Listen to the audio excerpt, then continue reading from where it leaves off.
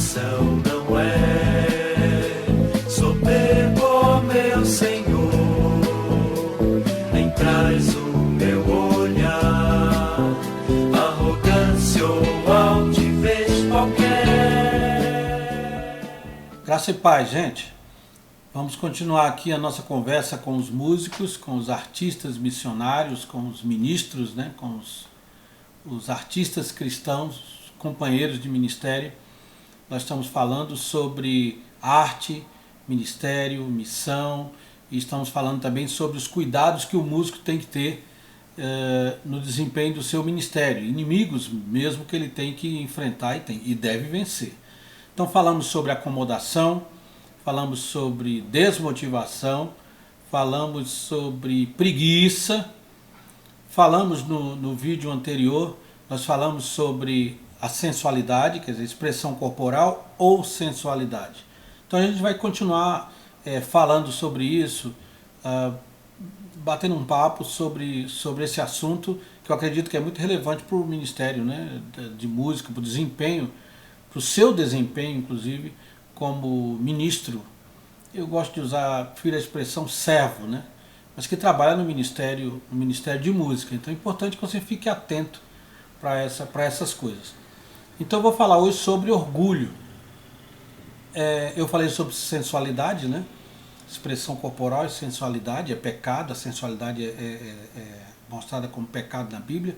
Vai lá no vídeo, você vai conferir o que a gente falou. E eu vou falar, teoricamente é mais fácil, né, de identificar esse pecado, esse inimigo, que é o orgulho do artista, o orgulho do homem, do ser humano. Alguém falou para mim assim, voltando a falar um pouco sobre sensualidade, alguém falou para mim, não, mas às vezes a pessoa é naturalmente sensual, ela não faz nem muita força, mas ela naturalmente é sensual. Eu disse, é verdade. Há pessoas que são naturalmente sensuais, há pessoas que são naturalmente egoístas, o ser humano é naturalmente manipulador, né? O ser humano é naturalmente pecador. Então, assim, não é porque uma coisa é natural, aliás, nós não vivemos segundo a nossa natureza, nós temos uma nova natureza, nós somos uma nova criação em Cristo. Então essa desculpa não funciona. Da mesma forma, o orgulho. Só que o orgulho, como eu estava dizendo, teoricamente é mais fácil porque até o ateu mais, né, convicto, até o sujeito mais pagão, às vezes o cara mais bagunceiro, fuleiro, como diz meu amigo Ilquias Alves, ele rejeita. No mundo, a soberba, que é uma outra palavra para orgulho, na Bíblia aparece a palavra soberba. Então, até mesmo no mundo, vamos dizer assim, no mundo em geral, fora do ambiente cristão e evangélico, o soberbo ele é rejeitado. As pessoas exaltam a humildade. Eu conheci tal jogador, é um cara humilde. Eu conheci aquele artista, é um cara humilde, né?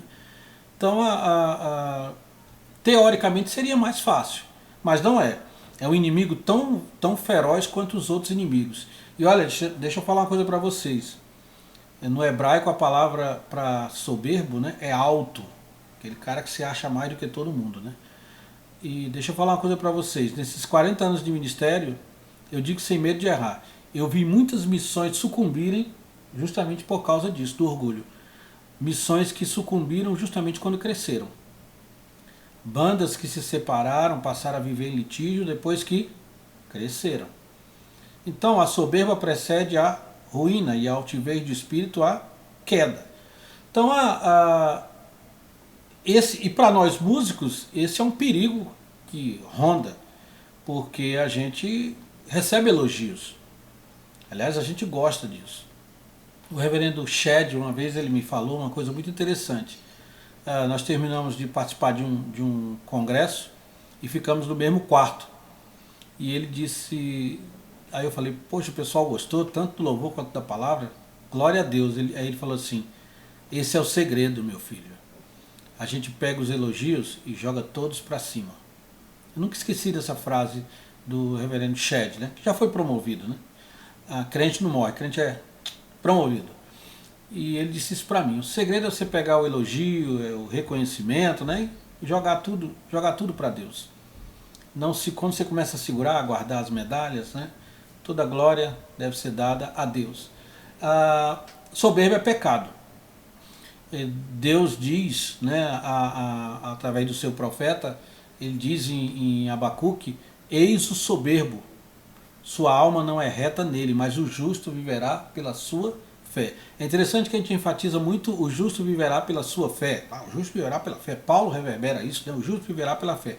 Mas é nesse versículo que aparece justamente, né, esse versículo está ligado, faz parte do mesmo versículo em que Deus diz: eis o soberbo, sua alma não é reta nele, o justo viverá pela sua fé. Fé em Deus, fé na providência de Deus, fé que é Deus que capacita, fé que toda a glória deve ser dada a Deus. Então tem a ver, a soberba tem a ver com o meu relacionamento com Deus, tem a ver com o meu relacionamento com as pessoas. Então tem gente que se acha maior do que Deus, ou igual a Deus, ou quer manipular o próprio Deus, ou acha que é merecedor de todas as bênçãos que recebe de Deus. Altivez é outra palavra que a Bíblia fala. E isso também é pecado de desrespeito ao relacionamento com os outros. Eu toco mais que você, eu tenho mais experiência que você, sabe com quem que você está falando? Eu já gravei mais discos que você, né? Eu tenho mais seguidores na internet do que você. Então tanto é pecado com relação a Deus, quanto é pecado com relação aos outros. Amar a Deus sobre todas as coisas e ao próximo como a ti mesmo. Não adianta nada você ser uma pessoa piedosa, mas é intratável no dia a dia com as pessoas. Não adianta você ser aquela pessoa que diante das pessoas tem toda uma aparência de piedade, mas não tem relacionamento com Deus, não tem vida de oração. Então o orgulho, a soberba que precede a ruína, ela é pecado. Deus condena. Ele diz em Jeremias 50, ele diz: eu sou contra ti, Israel, por causa da tua soberba. A Bíblia diz que Deus resiste ao soberbo, em 1 Pedro 5, mas dá graça aos humildes. Então nós vimos que a soberba, ela é pecado. Nós vimos que Deus condena a soberba, eu vou contra ti, precede a ruína, a condenação, como no caso da sensualidade também, em Romanos 1, 27. Deus diz: olha, esses aí já estão julgados. Esses que se fazem valer da sensualidade, desculpe. Esses que usam da sensualidade ou até glamorizam a sensualidade. Então, da mesma forma com relação ao orgulho, Deus abandona mesmo. Deus fala: eu não quero saber desse povo, de dura cerviz. Ou seja, não se inclina. Por isso que uma das palavras para adoração, a palavra proskunel, significa se curvar diante de Deus. Então nós, os músicos, temos que ter muito cuidado com relação a isso. Então volto a dizer, já vi muitos músicos, muitas bandas, muitos ministérios, muitas igrejas sucumbirem por causa do orgulho, por causa da soberba, por causa da altivez. Então nós temos que aprender a conviver com os elogios, aí vale a receita do Dr. Shedd, joga para cima, e temos que também aprender a conviver com as críticas. É claro que eu sou contra aquelas pessoas. Eu vi uma vez um cantor, estávamos nos apresentando no mesmo teatro, e quando ele terminou de tocar, o pessoal aplaudiu, ele deu uma maior dura, deu um maior sabão, né, para usar a linguagem mais popular, no povo, que o povo aplaudiu. E aí eu, logo depois dele, eu entrei para tocar, e o povo aplaudiu. Eu falei: muito obrigado, eu agradeço a vocês por terem aplaudido, porque o aplauso é um reconhecimento. Para mim é como um glória a Deus, amém, valeu, é isso mesmo, né? Louvado seja o nome do Senhor. Eu vejo como uma expressão natural, né? Então não vejo nenhum problema com relação a isso. Então não vamos também, vamos evitar os extremos, nem buscar apenas o glamour, a glória, meu assessor de imprensa, meu camarim, né, minhas toalhas brancas, né, meu dinheiro. Mas também vamos evitar o outro extremo da hipocrisia, dizer: não quero nenhum aplauso. Não, aplauso é bom, é legal, é um glória a Deus, valeu, parabéns, gostei, tá bonito, né? Não vejo problema nenhum com relação a isso. Mas nós temos que ter muito cuidado, muito cuidado com o orgulho. O orgulho na vida do músico, principalmente você que está me ouvindo, que acha que é um músico muito bom, que acha que tem experiência, né? E isso vale também para teólogos, vale também para qualquer, como eu disse, o próprio mundo rejeita a questão da soberba. Mas eu estou falando especificamente a soberba do músico, do artista. Artista não tem que ser o cara mais enjoado e mais chato do mundo. A arte em si já é uma coisa que atrai as pessoas, que abençoa as pessoas gostam da gente de graça, porque a gente é artista, porque a gente faz uma coisa que faz com que as pessoas se sintam bem. Então, naturalmente, o artista, quando ele desenvolve bem a sua arte, ele tem o poder de aglutinação. Então o problema não é esse, o problema é quando isso se torna soberba, altivez de espírito, e isso afeta seu relacionamento com Deus e o relacionamento com os outros. O que é que nós devemos fazer então? Qual deve ser a nossa atitude, né? A nossa primeira atitude é orar. O salmista diz no Salmo 19, ele diz, da soberba guarda o teu servo.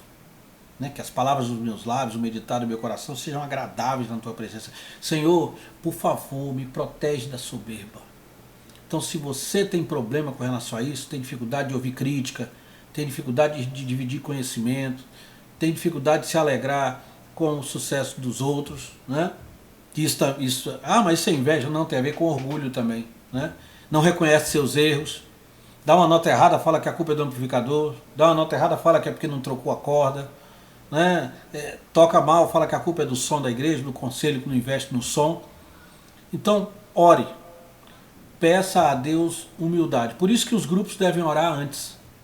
E eu, no meu caso, eu trabalho numa igreja, a gente ora antes e a gente ora depois. E a gente pede a Deus, Senhor, dá-nos humildade, queremos ser servos, somos teus servos, né? Queremos ser encontrados fiéis, cuida do nosso coração, dá-me mãos limpas, Senhor, purifica o meu coração, né? Como diz o Salmo, quem subirá ao monte do Senhor? Aquele que é limpo de mãos e puro de coração, que não entrega sua alma à falsidade, nem jura dolosamente. Então ore da soberba, Senhor, livra o teu servo. Então, essa é a oração. E a outra atitude é uma decisão. O Salmo 131, o salmista diz, Senhor, meu coração não é soberbo. Por isso que eu quero me aquietar diante de ti ou no teu colo, como uma criança se aquieta no colo da mãe. Então, essa entrega a Deus, essa humilhação perante Deus, essa quietude perante Deus, esse reconhecimento da glória de Deus, essa é a atitude. Porque, como eu disse, os elogios eles vêm quase que naturalmente. Se você toca uma música bonita, bem executada, as pessoas vão dizer, igual o pastor também, quando ele prega bem, pastor, que benção, né? Louvado seja Deus. Então o músico também, ele recebe elogios, o louvor foi legal, ficou muito bom, o cara está tocando, está evoluindo, está crescendo.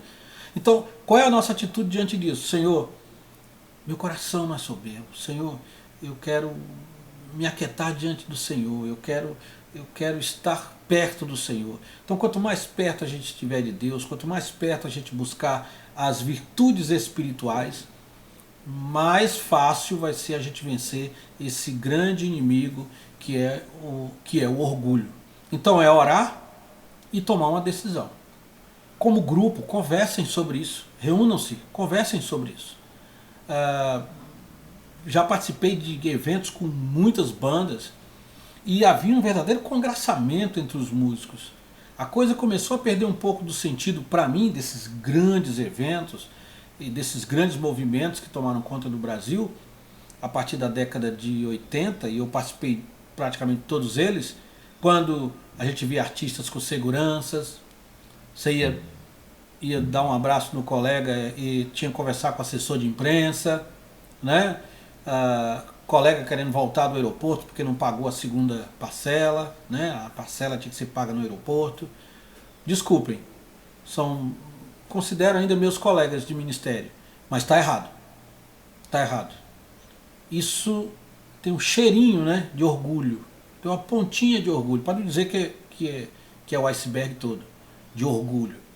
Então, que você não seja orgulhoso, nem que você se orgulhe da sua humildade, nem esse tipo de orgulho a gente deve ter, muito menos esse tipo de orgulho. Conversem mais sobre isso, a ideia é só o start aí, é só uma reflexão e que Deus abençoe vocês grandemente. E a gente vai continuar falando, vamos começar a falar especificamente sobre a galera que está lá na frente e que conduz a igreja no canto. Eu não gosto de falar que são ministradores, né? No sentido de servos, são. De servos, né? São. Mas nós vamos falar um pouco sobre algumas coisas in e out, algumas coisas que são legais de você fazer, outras não tanto. De quem está lá na frente conduzindo. Serve principalmente para quem está conduzindo, o cantor, né? A gente fala o lead singer, né? O band leader, mas serve também para os back vocals, serve para a banda, a cozinha, que a gente chama, o baixo, a bateria. Então nós vamos conversar um pouco sobre isso. Obrigado a quem tem nos acompanhado. Muita gente está se inscrevendo, eu recebo cada inscrição com muita alegria, porque o objetivo é contribuir. O objetivo é abençoar vocês como eu tenho sido abençoado nesses 40 anos de ministério. Graça e paz, gente. Deus abençoe. Meu coração